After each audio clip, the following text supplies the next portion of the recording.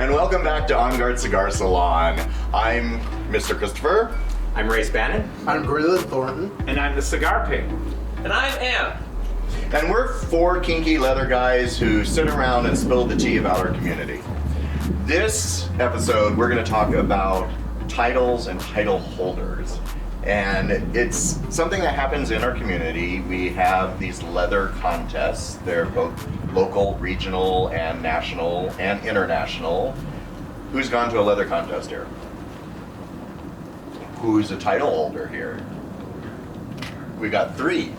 You never ran for a title? Never. No, I never ran for a title either. So we're going to sit back and listen to you guys discuss. And keep in mind, these are our personal opinions. So please don't come for us at all. Pageant.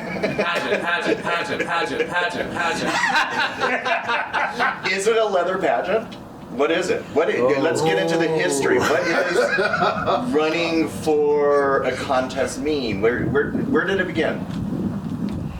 I think it began really with International Mr. Leather. That's my roots. So we're talking late 70s, and that would have been the first International Mr. Leather contest. It was certainly the first time I was exposed to a contest of any kind, and it kind of emanated from Chuck Renslow in the Gold Coast, and then wanting to have something kind of bigger, and that's how AML happened.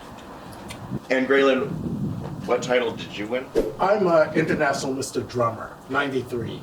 Now, Mr. Drummer was a whole nother contest system. Yeah, correct? it was based on Drummer Magazine and everything that Drummer Magazine represented, which was more the hardcore fetish BDSM scene. Yeah, and I turned of age and started working for Drummer Magazine, so I was in charge of running the 92 and 93 contests, in which you won. Yeah. No help from me. No help from Race. No help from you. Yeah, I was one of his judges when he won. But it confused me because I just assumed that the drummer contest went into the Mr. International contest. Oh. So those two having competing contests was confusing for me as a 21-year-old.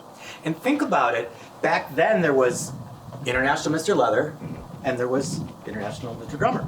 Right. Did I say that right? Right. I did. And really, for a while, that's all there was. I mean, there were feeder contests into that, but they were the two systems.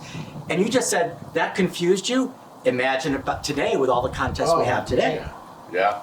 And also to be clear, we're going to talk about the male-centric contests. Yeah. There's many other contests, but we are most knowledgeable in the male-centric contests. So why did you run for a contest? Well, I ran for a contest because I had been working in the Northern California leather scene, mainly in the South Bay. And it was just a progression of my life.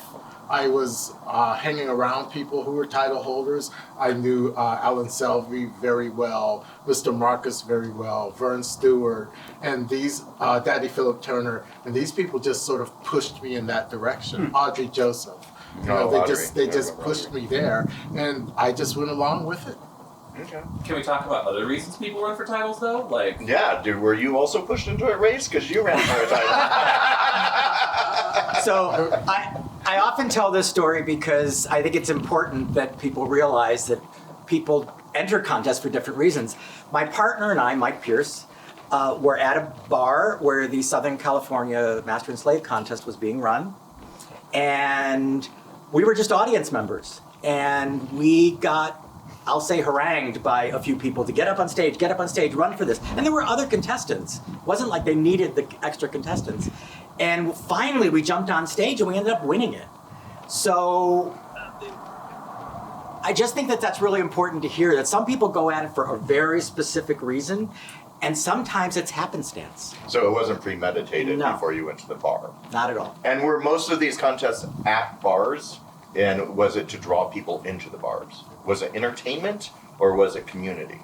See, I think it was entertainment because it started out as entertainment. It didn't become a community activist vehicle until AIDS hit. And that's when title holders started to raise money. Because a lot of the titles were also bars, like Right. Powerhouse Yep. Bar and Eagle. Eagle. A lot of eagles. Always eagles. The Eagle contest, it was 5 weeks long. Because they did feeders for the Eagle contest. And then the top people in the feeders ran for Mr. Eagle. Then Mr. Eagle ran for Mr. San Francisco. San Francisco runs from Mr. International. Yes, exactly. So being Mr. Eagle was a really big deal back in the day. Sure. Well, being somebody who was not in the system at all, but a participant as an audience member, the overriding view, we always thought of it was a reward and recognition within our community. And a lot of times, and I think mostly because I was an AIDS practitioner, they did donate money to us. So we always perceived it as these are people who work in the community. They've done significant things. And like any other community, there's a way to reward them and recognize them by giving them a title. But after listening to you guys, there were many other feeds than just that. That was also why I didn't run for one. I thought I was too young, because everyone on stage I saw were men, like manly men. We're the same age. I know, but you were more manly than me. What do you want? So I thought I was just like this Look at you blonde-haired now. tween, and I thought they were also more involved in the community than what I was. Even though I worked at Drummer Magazine and was probably doing way more, I felt I didn't go to all the community organization things, and I thought the people who were title holders were huge community leaders, and I didn't feel like I fit that bill. And do you think most title holders are community leaders? Okay, there's a big. So we always joke about getting canceled. No, I don't think. I don't even think most leather titles are community leaders. Yeah. I think we are lucky that some of the title holders, like Graylin, Right. become amazing community leaders and might have already been community leaders at the before they even enter the contest. But some rise to it, and some just do their year, and we don't hear from them again. And I happen to be okay with that. I don't think they have to become community leaders. They do what the contest says they're supposed to do within the sort of rules and guidelines that the producer sets. But apart from that, I think it's really up to them. Sometimes the community is trying to say, no, you should do this, and I think they should do exactly what they want to do as long as it's within the producer's guidelines. One of the things that the pig brought up, though, is that there was a reward system. And I think early on it was. I mean, people weren't expected to be leaders, but you were expected to be an activist and very active. You could not even turn in an application if people didn't know who you were and your basic leather resume. Right? You had to have been working all along, or they wouldn't even let you on the stage. And I'm not joking about that. Oh yeah, no, I remember that, and that's why I didn't do it. Because I was like, I have no resume. Nobody knows who the fuck I am. So, And when people did their speeches, they always talked about what they had done. And we would And send what the they were audience. going to do, and you knew that they're going to because they had done things already. and my speech would be, I just have sex. I have leather sex. Which is a big contributor. Honestly, as someone who judged a lot of contests, especially early, there was a bias in the sense that we wanted players to win. We wanted people that we knew were actively kinky leathermen who this really was part of their life. They were not just putting the leather on and running for the contest just to win a contest.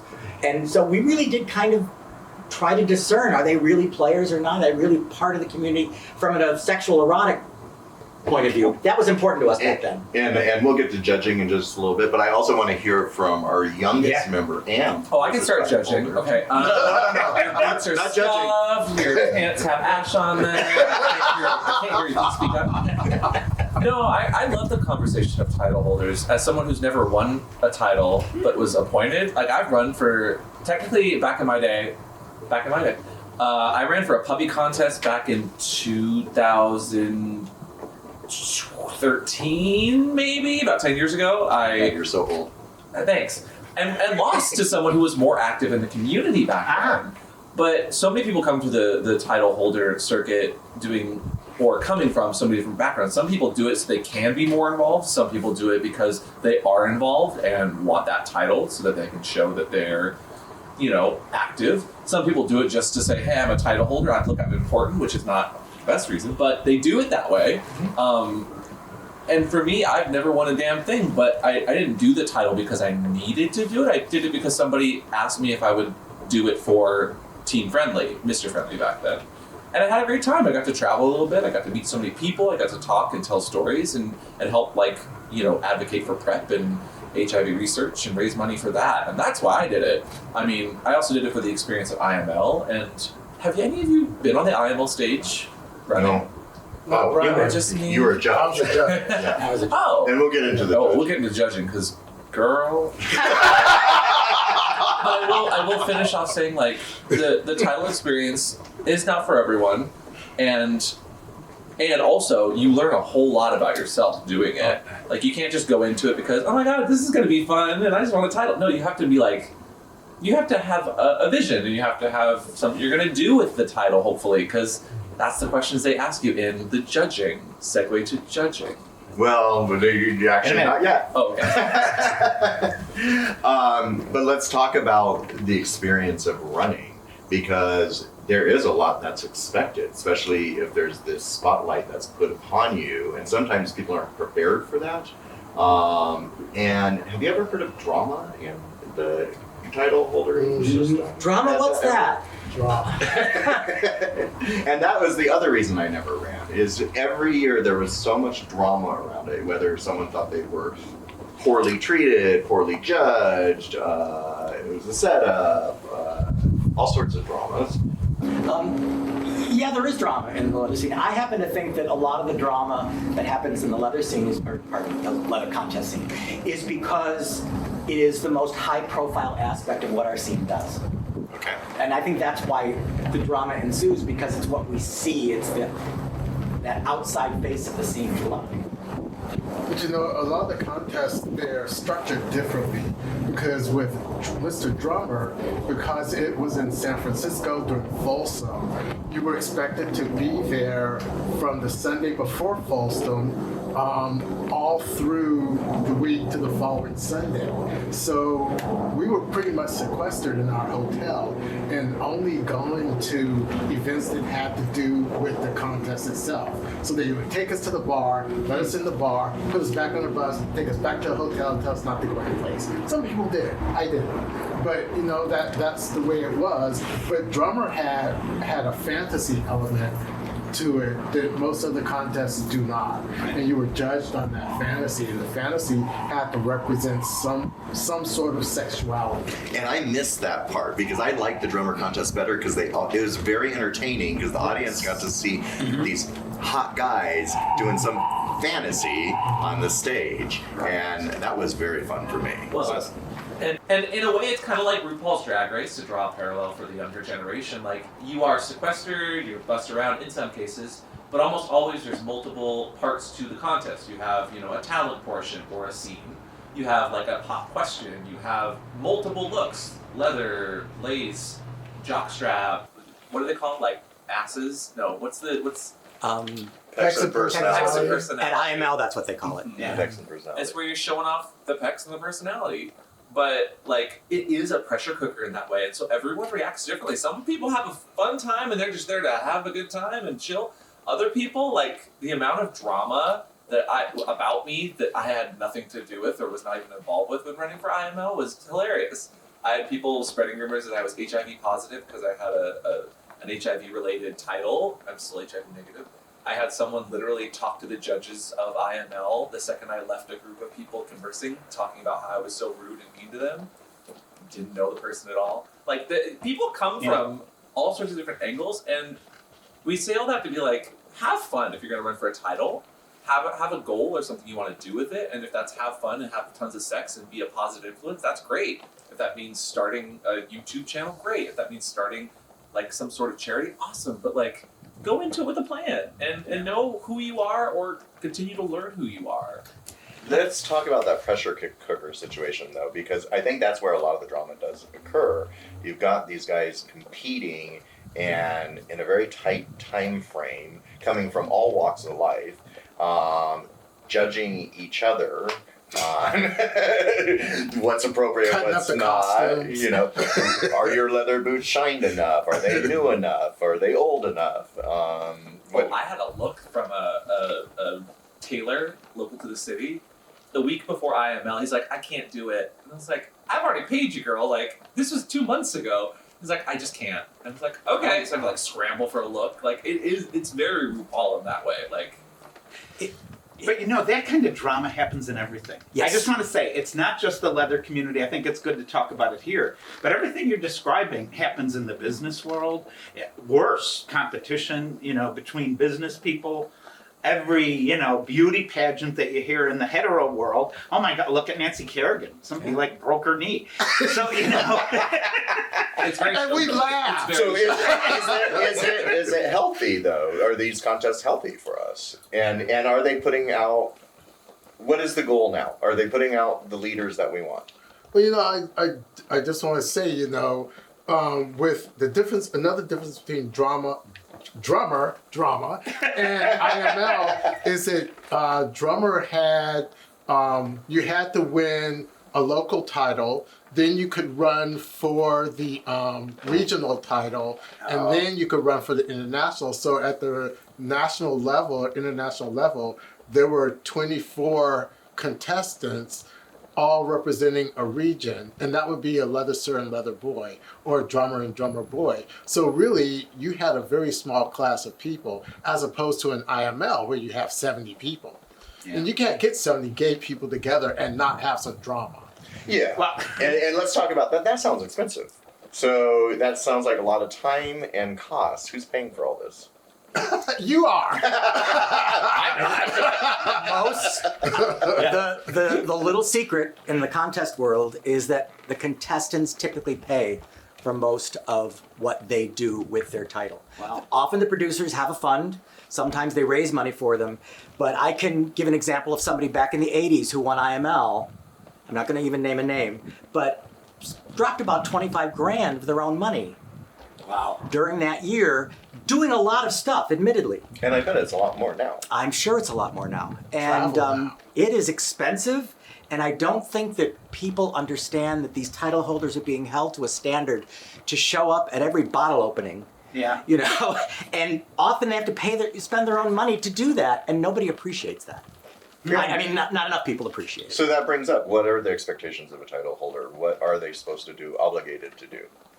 I think that's up to the producer of the contest.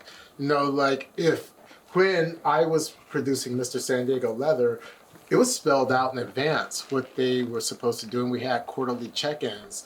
But that was because we were paying for a lot of the things that they did. And that's how I think it should be. But if you have another contest who just wants you to represent their bar and look good on their poster, they're not going to pay for anything that you're doing. Right. Well, Yeah, and every contest has a different set of expectations. I don't think I'm giving away any secret that back when I judged IML, we were told that the only obligation the winner had, the only absolute obligation, was to show up next year and judge. really? That's Yes, all? that was We the had- only- Oh, they judge the following year. They always judge the next year. That they sat as one of the judges, and there was I don't know if it's unspoken or written down anywhere, but don't embarrass the title. You know, Yeah. don't be an asshole in public. But to the best of my knowledge, that was the only requirement. So each IML, to use just one contest, could make it their own. Yeah. Some did a lot of charity work. Some traveled and did education stuff. Some did. They kind of made it their own, which I kind of like. Yeah. Well, can I ask if there's a progression? Did you then go and compete for IML? No. And was that a personal decision You or? didn't. No, Jump contest. because I had won an international title. Oh, So I okay. wouldn't run for another. But I ran for Mr. Santa Clara, and I took first runner-up. And that qualified me for the Northern California Drummer Contest. But it was actually Sky Renfro, who was one of the judges at the time, who said to me, "You shouldn't be running for Mr. Santa Clara. You should be running for drummer. You're more of a drummer." And I went that route because of that. Well, and it's more than that. Nowadays, I think, like, people actually have to have sponsors, and, like, you literally have to have a list of people that are supporting you to show that you have, like, a good faith, whether it's a title, a person, an organization, or maybe even, like, I don't know, a company that exists in the leather world that does certain things like, Leather Dice Good Co.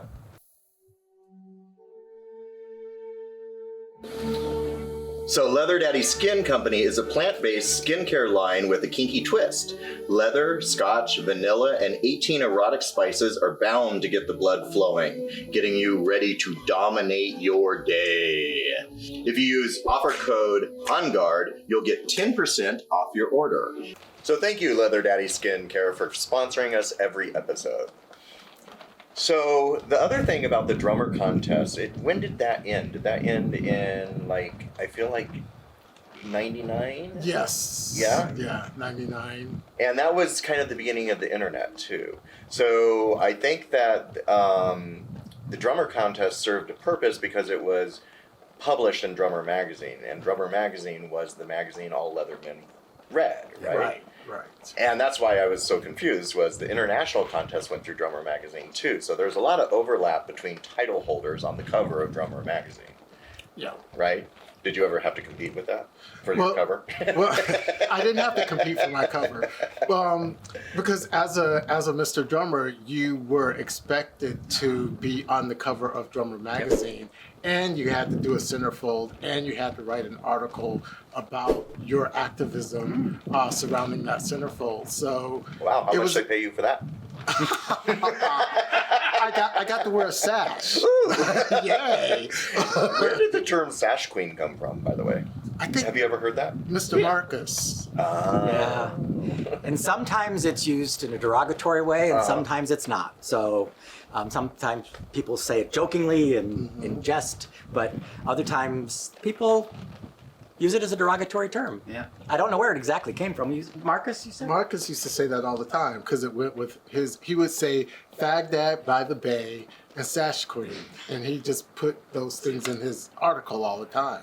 Yeah. But you know, one of the other things that Race and I were talking about earlier was in 1983, Coulter Thomas was IML, but Coulter decided that he could use his title to raise money for the AIDS Emergency Fund, which was here in San Francisco. And so from his example, title holders were expected to do that kind of work, but really it was local because we were all doing work for San Francisco and the Bay Area and the AIDS Emergency Fund. A lot of title holders are constantly raising money and charity. Is that where it began? And is that expected to this day? It's definitely expected. I'm not sure why it's expected, but you know, then it was an AIDS thing and we were all mobilized around it, so it made a lot of sense for someone to say, we can do this and we can raise our own money. See, in being a board member of many AIDS organizations, healthcare organizations, we used to be a lot of the recipients of that money. So of course we always thought that the contest, that was their sole purpose, was that they were designed not only to reward and recognize, but to help the community. So given all the behind the scenes stuff, what do you think the purpose of the current contests are for the community? Like, what should an audience member think? I'm watching this because? Yeah, the younger generation coming up. Do you think this is still relevant to them? I think we should ask a younger audience. We've got two standing right there. Well, this is Joe. Hi. Just showing up creepily behind me. I think that it's still relevant to the community. I think that the reason that people do it's a bit different. There's a lot more like want to be infamous kind of situations in the community. A lot of people, at least from my perspective, running for IML, you know, we're, what was it, 72 or 82? I need to double check the numbers. We were a bunch of people all running for one specific title, and everyone came from a different place. Some people really wanted to do good and raise charity. Some people wanted to provide representation. And some people really just wanted to be able to post on social media that they ran for IML, and they didn't want to get into the top 10. They didn't want to get to the finals. They just wanted to be there and do it. And that's a valid reason, because it's an experience. It's a lot. It takes a lot. It does. So there is some that's just entertainment for the community. But I loved when you were Mr. Friendly, now Team Friendly, because it has such a great mission. It really does. They have a stated purpose for why, you know, that whole thing exists. Yeah. Every title or contest has a mission statement, right? No. Oh, where Team Friendly does. Well, right? Team Friendly they want you to run for the local stuff afterwards, and if you want to go to IML, you can go to IML. Like, if you have a title and someone's backing you, you can go to IML. You don't need to technically run for anything before you do it. I think the purpose of contests is answered by the two words, it depends. Sure. And it really does. Some contests have a mission statement Sure. and a definitive reason why those title holders are trying to win that title and what the contest stands for. Others are pure fun. Yeah, which is good. Others are for charity, for nonprofit specifically. Some, there are some that have sort of educational components. They expect you as an experienced person in the community, as a title holder, to go out and educate people. So again, it depends, and there's no one right way. And the problem we talked about drama where it comes up, is when community holds every title holder to the highest standard of whatever they've decided the titles are supposed to be. Right. And that's where I think a lot of the drama comes down. And also, I wanted to slip this in there, not all drama is bad. Right. Sometimes the drama happens for a really legitimate reason. But I do think that sometimes the community judges title holders very harshly based on what they think they're supposed to do, and maybe they're just supposed to have fun and be good, decent people out there with a title. I don't think it would have profited so much if there wasn't drama. Cigar Pig, I have a question for you. So you worked for organizations who were recipients Of the money. Of the money.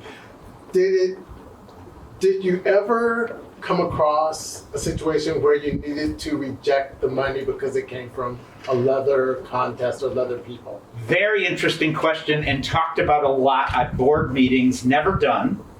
And the conversation always went that this is the community that we represent as healthcare providers. And it doesn't matter what they do, because we're not here to judge them as people. You know, we're part of their community, we just have an unseen part.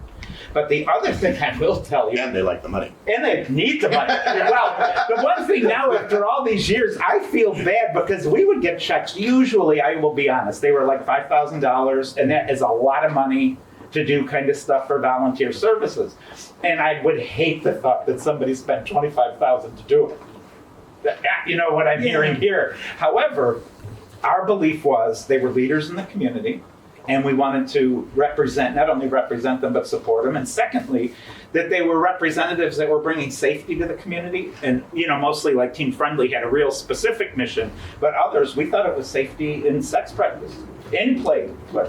You bring up a good point, though, and we always think of them as community leaders once they have that title. And like you just said, some do more than others. Yeah. Do you think the ones who don't, say somebody did this outstanding job with their title one year and the next year you don't see the title holder at anything, do you think that is fair to judge them against? I think that it depends on what the title holder says they're going to do during their interview and when they're on stage. Because, you know, we've all been in an interview room where someone is saying, you know, I'm doing this and that, I'm Mr. This, I'm going to raise money, I'm going to build bridges over to Alameda, I'm going to do all these things that will All the way to Alameda. All the way to Alameda.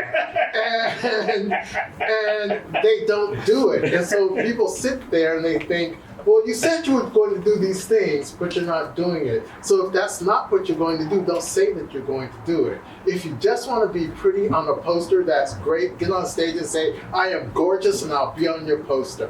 And then we'll decide if we're going to give you that title. So I'm all for that. Me too. Because I think that purpose brings visibility to our community, to people who aren't aware of our community at all. And I do think that's an important part. Worse yet, though, is people who run for a title and they fill out, because you have to fill out an application. It's like running for a job. There's an application, you answer questions usually. Worse yet is people will fill out an entire application, pages of things, and you will always get judged on that application. So when a judge asks you, oh, well, tell me about this specific thing and involvement that you've done, and if they can't speak on that, because I've judged a number of people that will put things on their application and then you ask them questions about it and they're like, like have no answer. Like if you talk about being involved in the community, tell us about how you're involved. If you say that you want to be one of the best like BDSM educators out there, and then I ask you what BDSM stands for, no joke, and they didn't know what BDSM stood for. Yeah, that's a question. You got like it's not. We're not here to judge you and like gotcha, but like if you put something on an application, it's fair game. So it's like you were judging George Santos when he was in his drag queen competitions and couldn't answer anything. Next question.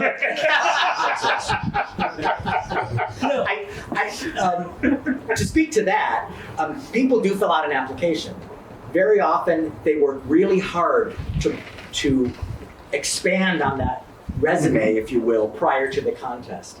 And I'm not always sure that's a great thing. Sometimes I just want a decent human being that wants to win the title and do one good thing or not, or whatever they decide to do, what the producer says you should do, and they should have that right. The other thing is that a lot of people have, I'm going to use a word I don't use very often, privilege around money and ability to do things, and lots of leather, and so people who don't have that should have just as much of an opportunity to run for a title, but very often they don't have that long resume for legitimate reasons. And that was one of the things I was trying to get at, was that a lot of times people who win a title can't show up at every event. It's just not physically, but they get dragged through the mud for not being there, not being active, not being there. We have to also remember they're also humans with their own lives. They're not just representing us all the time, 24/7, anytime we want them. Right? Yeah, you have a title holder here with lots of money, who's maybe doesn't have to work, has lots of free time. Of course, they can show up at a lot of things. You have somebody else here who's working 2 jobs, not highly paid, barely paying the bills, and very often this person is held to the same standard as this person, and that's not right. You know, when we would receive money, or we had contest winners, or that organization contact us, when we wanted to focus on a community, there was a certain problem, like when black tar heroin was going around, and we would contact that person who did us. So by them coming forward, they automatically got, well, we got to call so-and-so because we know they're in this specific community. Remember, they raised this money for us. So there's an interesting back and forth with that visibility that I think is critical. Oh, and I've had judges reach out to me saying, "Hey, has this person actually done this thing that they said that they did?" So don't lie about it either, like, because that's obviously just that is great. So let's get into judging. Who's been a judge at a contest? Raise their hand. Now, all of you guys have nothing. You've never judged? No, well, officially, you've been in the audience with me. Do I judge? That is the closest I've gotten as being a judge at a contest, and I love it. But can we just say it's subjective? Oh, it's so subjective because you get 9 people in a room from all walks of life, and they all have different standards. I mean, even down to the way a person dresses. I've had when I look at someone and they come into an interview, I want them wearing their own shit. I don't care, how it looks. I don't care about any of that, but I want to know that this is what they wear. But what if they got the perfect outfit and shined it up, and then I think it's brand new, and I think they're brand new. But that's your opinion. No, you can tell if boots are brand new. Don't buy a pair of boots right before. You should wear the things that make you comfortable. If you look uncomfortable, people can tell. There was a time back in the day, to use a Graylinism, where I would look at a contestant's boots, and if they looked like they were brand new and not played in, I was biased. I admit it. I was like, are they a player or not? And I would have to probe more to decide, are they really a player or not?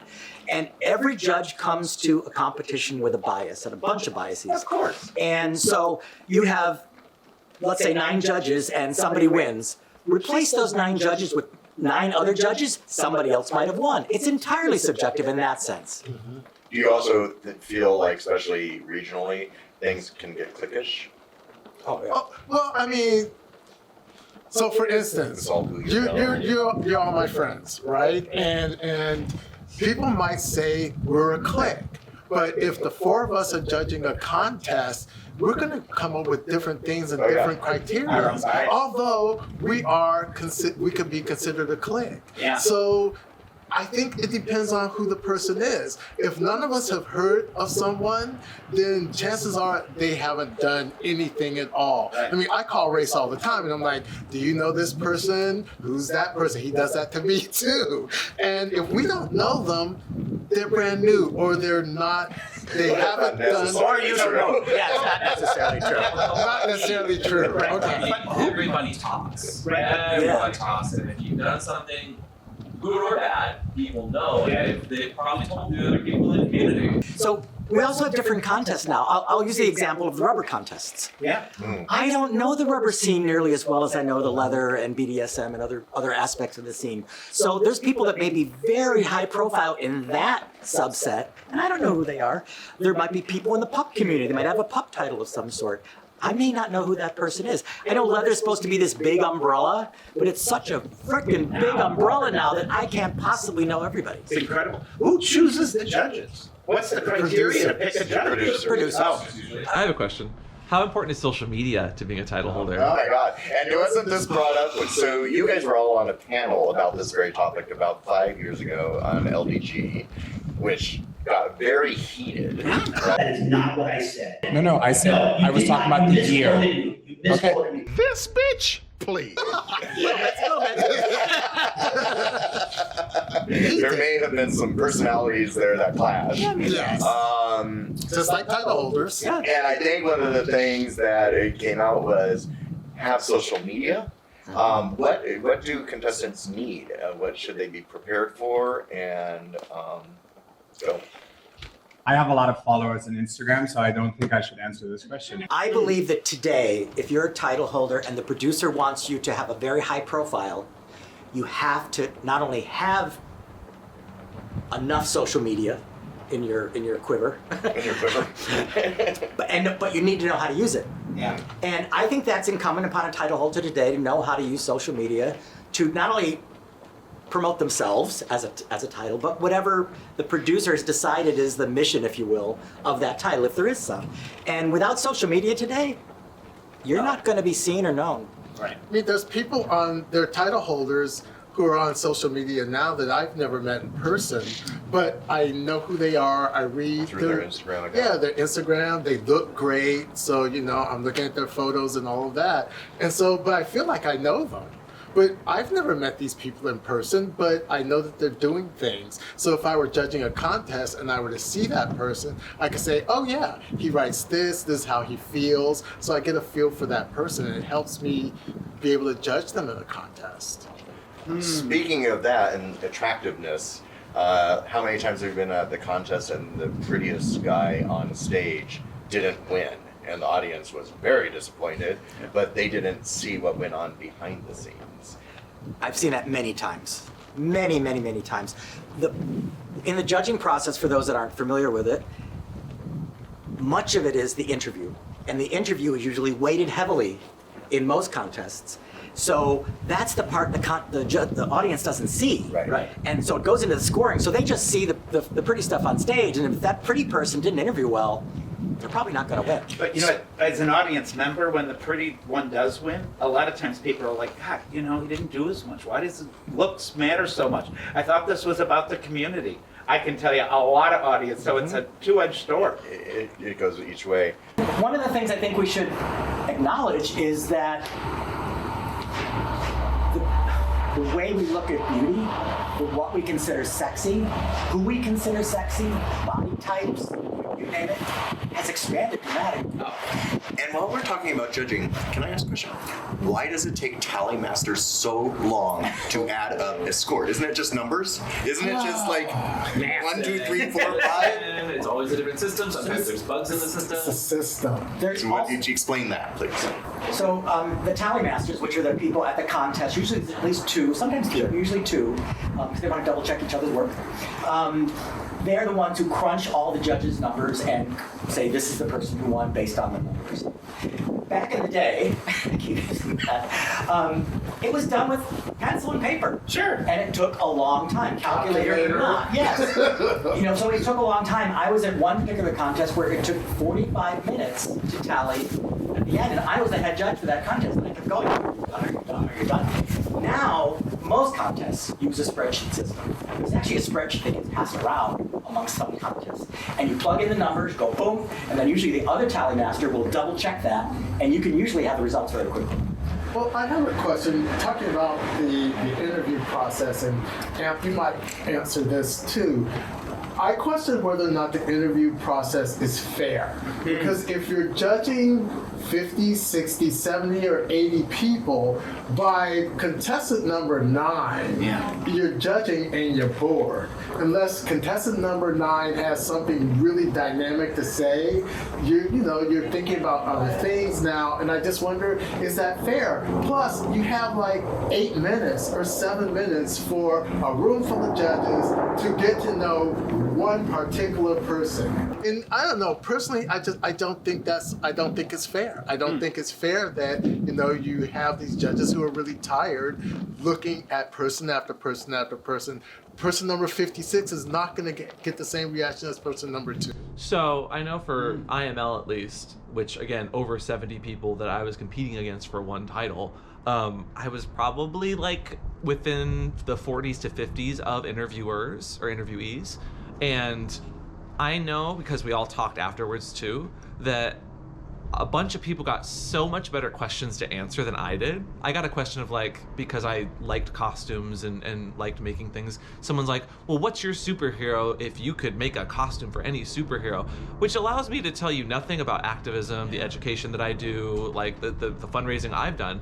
But then I know for a fact that some of the people who did very, very well got questions about their gender identity and how it's incorporated, and the activism that they've done for like HIV because they're HIV positive, and like I would have loved nice questions like that, but because one guy looked at my Instagram and was like, oh, this guy does a lot of costuming and like fun, colorful things, I'm gonna ask him that.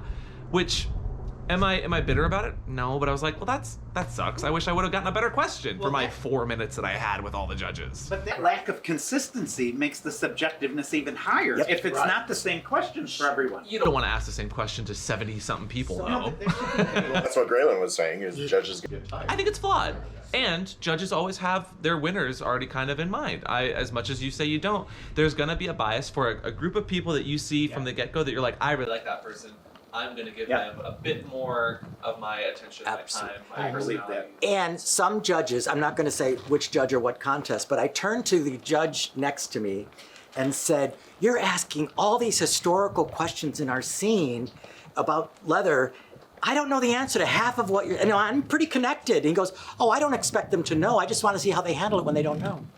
Oh my God. And then there's that whole where you expect the contestant to say, oh, I don't have that answer right now, but I'll go get that answer and I'll come back and tell you when you're no longer thinking about it at all. And now you're irritated with me because I'm walking up to you and answering a question that you asked 5 hours ago. Right. Graylin, are you better? Well,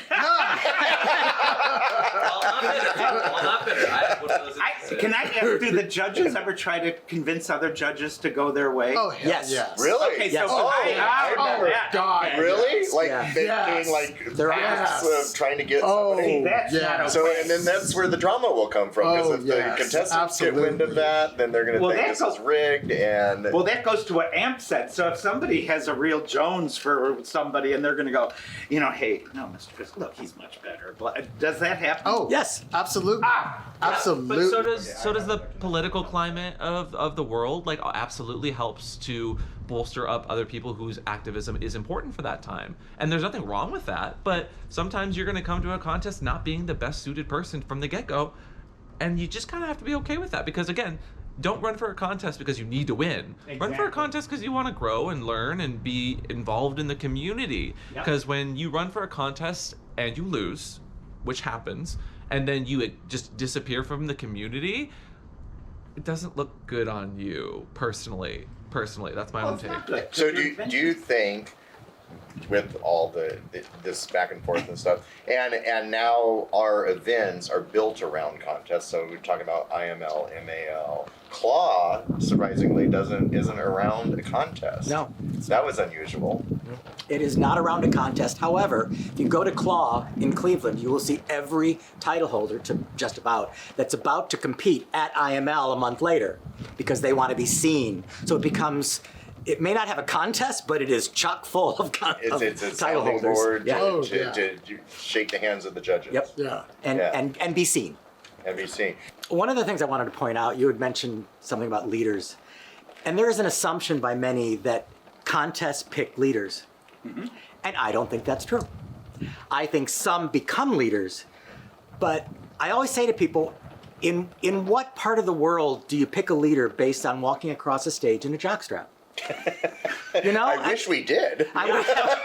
Maybe not. You know, so I don't think that the contest system is to pick leaders. Some do become leaders, but I think that there's a mistaken assumption that by default, that person, because they won a title, is automatically a leader, and I don't think that's true. But you know, there were some local titles here in San Francisco, and one of my favorites was San Francisco Leather Daddy.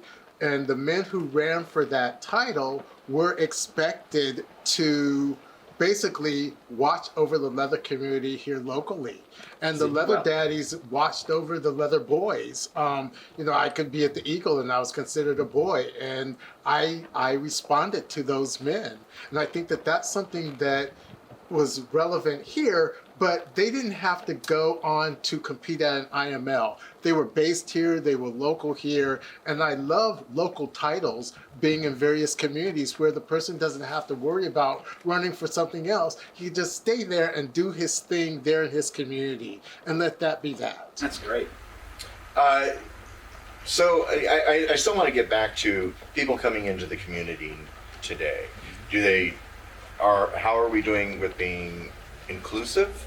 I know that IML has had 2 trans men as Mr. IML, which was way ahead of the curve. One was in a wheelchair. How did he do?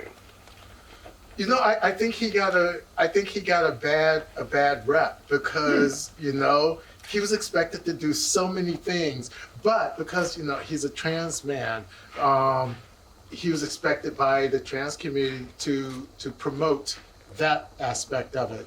He's in a wheelchair. He's expected to do that. So you know, his intersectionality, he was expected to do everything and be everything to everyone. And I just think that he had a bad rep with that. You know, Jack was the most recent one who's a black trans man. Right. And same thing, you know, the black community was there saying, well, you know, you're not being black enough. You know, you're not being trans enough. You're not being this enough. You're not being that enough. But, you know, in the end, he was just Jack. And I think he did a great job. And I'm very proud of him. Just Jack. Good. Just Jack. Just Jack. On top of, like, again, political climate for him was so tough because it was during all of the trans-related issues and politics, and it's a lot of work. It's a lot. And everyone judges you, even not just the judges. Yes, everybody judges title. And no one really says thank you. And nobody. No It's one a says thankless thank job, you. right? Yes, absolutely. You know, that's a really good point. It really is. I could probably count on one hand when a community member went to a title and said, "Thank you for what you do. I really appreciate that."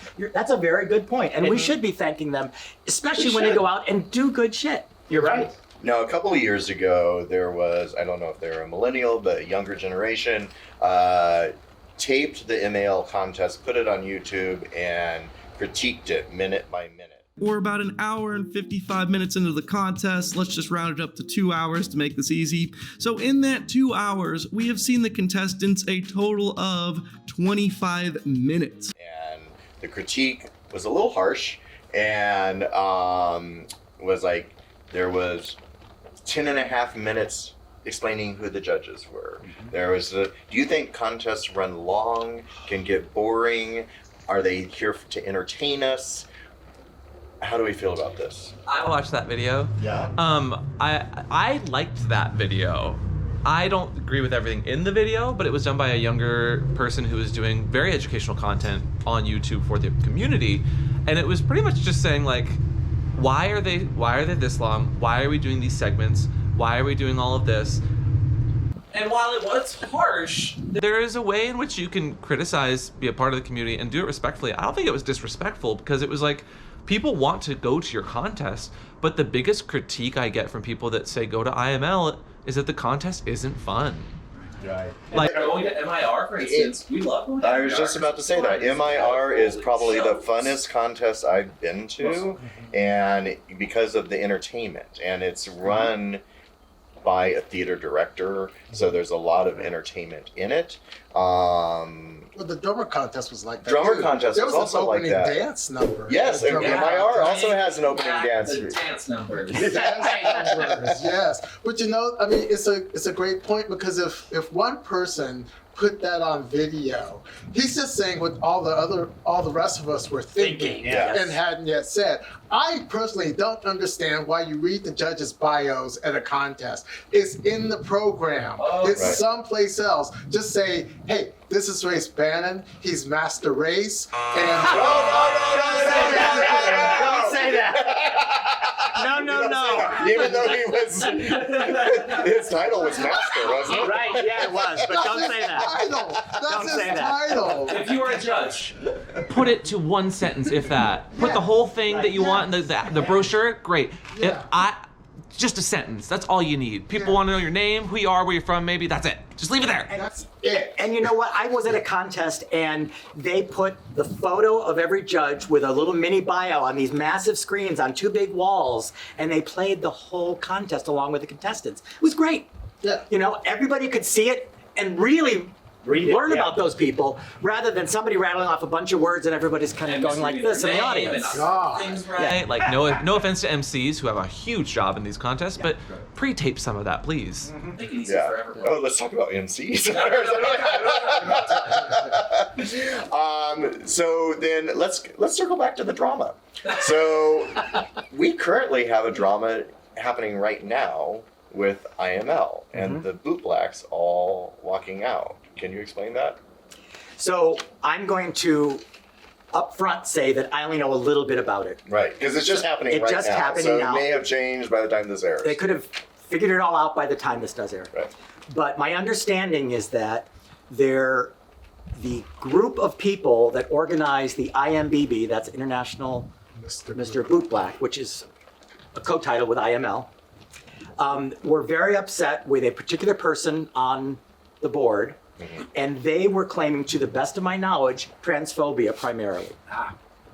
And go Which, ahead. if we know, a lot of the bootblacks are trans men and trans people who have come in Yeah. literally at our feet. Yep. And and gaining acceptance in the community. And throughout the entire scene. Right. Yeah. And so my understanding is that they all quit, and they quit because of that. This is my understanding, I hope I'm saying it right. And they're awaiting the IML organization to respond in some way. Which they haven't as of We haven't checked our phones, so they could have. And I think that it's, I don't know. It's their issue in the sense that they know the inside scoop of all this stuff. But I think they have every right to say, you are not representing and treating our people equally, if that's their perception. And they have a right to say, because of that, we don't want anything to do with it because you're not treating these people respectfully. And that's my understanding of what's going on. Oh, go ahead, Jim. No, I was just going to say, when you guys were talking about all the drama behind the scenes, I don't want to sound, but I think that even though it's not a great thing, it's kind of a normal thing that happens in the evolution of organizations. Accountability is important. Yeah, Especially if you're a title holder, and if you don't know how to work PR personally, you're gonna have a hard time if you slip up. And the participants are the whole reason for it, and if they have this big issue, it's a reason to bring it up. And if we are a community that stands for what we say we are, we are supposed to push people forward that may not have had the privilege of being pushed forward before. Right. And respect them and treat them equally in every way, shape, and form. So I agree with you. It's normal. It's part of the messiness of community. So we're going to see how the leadership is that they deal with it, because what you were saying earlier, storming, forming, norming, and forming are what happens in any group process. Say that again. Storming, forming, and norming Okay, I'm is gonna what use that. happens in any well, listen, it's researched a lot. It's any group process where any group of people who are trying to achieve something, first they all come with their agenda, so they storm, and then they form and they say, okay, I can contribute in this or I can go back on that, and then they form whatever's going to be the process. And what I've heard from you guys is this has happened year after year or decade, and now it's happening. So I challenge whoever is that leadership, how they deal with this is going to really reflect on their leadership. So I think this situation is what you were talking about, drama being not necessarily a bad thing. Right? So they're speaking up. How do we think IML is going to respond to this, if at all? I mean, they have to respond to it because they've always had an IMBB. Not always. No, Not always. they- It's actually kind of relatively Yeah. new, right? Yeah, they haven't always had it, but I can't really speak for IML, but one of my wishes that will come out of this is that the people who are bootblacks will be honored for their work, and I think that can happen if they have their own contest and their own weekend with their own workshops. That way we can go and support them and be part of their weekend instead of them being part of someone else's weekend. I'm much more likely to go to an all bootblack weekend because that's not That could be something fun. I Yeah, know that would be fun. I would exactly. actually do that. There's Yeah. you could learn boot and leather care, boot and leather sex, cigar and boot sex. All of that can be had at one event specifically surrounding bootblacks, and I would love for that to happen instead of them, relying on others. Now, I'm not a bootblack, so I'm not going to do that myself, but I think that there are enough smart bootblacks who participate and who've done these things to get together and say, we could do this ourselves. Fuck IML. And I agree with you. We can't speak for IML. Right. I know all of those people. Well, most of them, not all of them, and all the ones I do know, I like, and I think they're decent human beings. And hopefully, they tussle with this. Sure. They go behind closed doors and they wrestle with this and figure out how they're gonna, address this. And I hope they address it in a positive way. I don't know what that outcome's gonna be, though. Well, if they Because don't, that's- it's going to live on. And that's what community does. Yep. So, and that's why we have these salons. So we can discuss these things out in the open and not be canceled for it. It's important to, as a community member, allow space for people to grow. Obviously hold people accountable. But as a community, these title holders and these contests exist so that we can have these important conversations, not to condemn everyone for not being perfect, but to allow them space to grow as people and step up to the plate to make this community a better place. And I think too often we get bogged down in the drama and the problems, and rather than try to focus on the solution, we focus on the issue and we completely forget how a community is supposed to work. Very well said. And with that, I think I'm going to call time. I think we've covered this unless anyone has. I actually have one last question. Okay. Would you run for a title again today if you had never won one before? No. At 62 years old? Sure. No. Well, would you run for a title? I don't know. You're kind of a I title might. though already. Yeah. Don't give him that. No. We're calling time. We've called time. Yes, I am a show pony, so Yeah, I could See? there could be a whole title of Mr. Christopher. Right. I'm No. Okay. You know what? So let me say one thing, though, that one of the things that I get, and this is related, Sure. very often somebody, especially a newcomer, will come to me and say, I want to do something important in the community, so I'm going to run for a title. right. You And don't I'm saying, have to. you don't have to. You don't just- have to. That's why I never Please did it. don't. Please do No. something that makes it Do- worth you to get a Yes, title. yes. The title should be secondary. Yeah. To that, People will always, at least when I was running for stuff, people were like, I want to do what you do. You don't want to get a title and do. And it was like, I didn't have a title. I did the YouTube content and other things in the community because I wanted to. You don't need a title to do a damn thing. They definitely help, but you don't need a title to do anything. And while it is a thankless job, just do what you want to do in the community and be a positive influence. Yeah. In fact, how about as a positive influence, we end with thanking all the title holders. I think that this is a very legitimate thing that you just said, because very often we do get hung up in the drama and the negative around titles, because that's what people churn about. But we don't thank the people that are title holders that do really good shit in the community. Exactly. Or are just really decent representative people of the scene. They may not do anything grandiose necessarily, but they're really good people, and they're people we can point to and go, that's a good Kingster, that's a good leather person. But see, that's why I brought up them giving us money, that I am not in this circle or this clique of the contests at all. Because I'll tell you, most people believe that, and when they come and do it, they should get recognition for it. All the drama happens in everything. Yeah. So with that, we're going to end the show, but let's end the show with thanking the former title holders that have come before us. Especially Thank you, Graylin. You and Ray. Thank you very much. And you're welcome. And thank you, Mr. Ray. Don't ever say that again. Don't ever say that again. However, can you please put on your sash so we can see what that looks like? Oh, yeah. Oh, yeah. big. You have mine. Come on, your sash. Right, here, I'll help him put it on. Sash. Oh my Sash. God. Sash. Does it still fit? It still fit. How big did you get? Wait. I gained weight. Did you ever use that sash in a scene? Oh, that's a whole other. That's a. Oh, that's a whole other I thing. know the sash. Well, I didn't want to bring it up. But Well, I might flag a hanky that says, sash fucker or sash fucker. have you ever Wait, what used color is that? sash? Huh? What color is Is that? it gold lame or silver lame? Starfucker. Don't forget to ring that bell. Leave comments down below. Subscribe to this channel and tell all your friends. Go to onguardsalon.com and subscribe. Boom. Thank you, title holders. And we'll see you next time. Bye. Bye.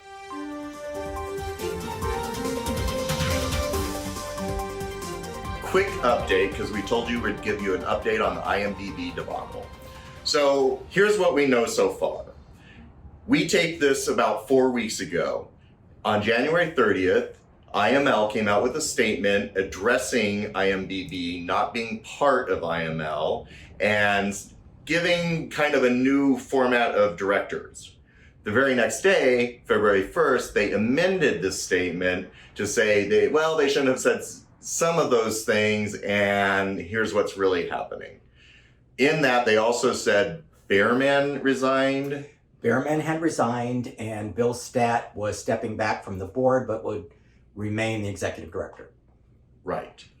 And then we didn't hear much for about 2 weeks until February 17th when we got another resignation letter. Yeah, that was, Gary Wasden had accepted a temporary appointment to the IML operations group along with Billy Lane. And he said in his resignation letter that he realized that he just does not have the bandwidth to do that justice. And so he has resigned from that appointment. So to recap, looks like IML will take place because there was some time where it is uncertain. Yep. Bearman seems to have been a lightning rod. Of his own admission. Yeah, Yes, in his own resignation. We didn't say that. He said that. So I think a lot of that was to appease IMDb and what was going on. But how do you think it's going to be going forward? There is kind of a lack of transparency, and we don't know who the board of directors is at this time. Well, I think all those decisions need to be made by the bootblacks themselves. We're giving IML just way too much credit. The bootblacks and power. Yeah. The bootblacks should have their own demands and let IML step up to the plate. If IML doesn't step up to the plate, then the bootblacks can find other sources for their contests. International Ms. Leather does what the bootblacks are asking IML to do. They give their contest title holders equal billing, whether they're International Ms. Leather or International Ms. Bootblack. Has it always been that way? Yeah, as far as I know, yes. Okay. Yes. Once they established the Bootblack title, they gave them equal billing. So there seems to be a nice symmetry there, where this does not seem to have a nice symmetry between IML and IMDb. Absolutely. Yeah, and it will be interesting to see. We know IML is going forward. It will be interesting if the IML organization does reach out to the IMDb people and negotiate with them, and then we do have a contest next year. We don't, we don't know, or the following year. We don't know. I hope that happens. But if not, I hope that the IMDb people create their own thing, either standalone or they could find another organization. I don't know how it would work, but I think that if they want to, as they should, have their own limelight, they should create it in whatever way is appropriate for them. Right. And I think that's normal. In the queer community, we are self-governed organizations. And one thing that's well researched is organizational change. And what I think people, if you think about it in terms of the life cycle, we all go through infancy, childhood, adulthood. And as we age in a very loving way, I would say there is senility. So the research life cycle, if you see here, these two circles, when you're on the circle and you're getting to the point of adulthood or chaos, getting to senility like what's happening now, if they make the leap and understand, even though this is inconvenient, it is not pleasant or fun, it's time to really regroup, like everyone's saying, and to understand, we have to go back to infancy and then adolescence to get back to adulthood.